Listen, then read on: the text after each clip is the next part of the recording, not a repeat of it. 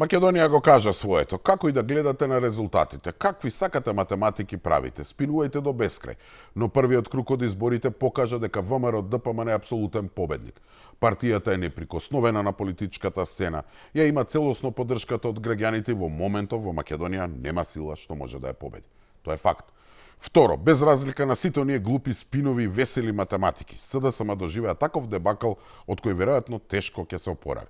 Ова е историски пораз. Ова е таков удар од граѓаните што ако не преземат нешто, навистина ризикуваат целосно да ги снема од политичката сцена. Па луѓе за прв пат во историјата во многу општини паднаа на трето или четврто место.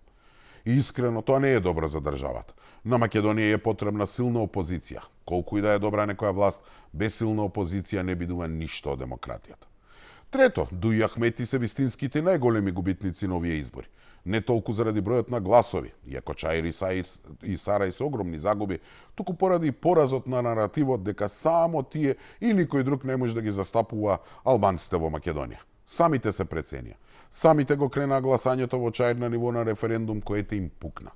Ако на парламентарните избори целосно расчистивме со СДСМ, на овие избори албанците од Македонија расчистија со Дуј.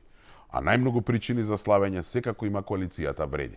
Со победата во Чаир, Сарај, Арачиново и водството во Тетово и Струга конечно го трна од својот грб товарот дека не биле представник на албанците во владата.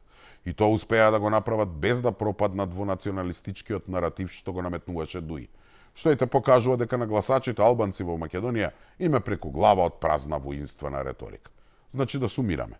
ВМРО е апсолутен победник, СДСМ доживеа дебакл, Левица ќе ари малку на грбот на Филипче, Дуј е најголемиот губитник, Вреди има голема причина да слави. А независните треба да се прочистат од нивните леви политики.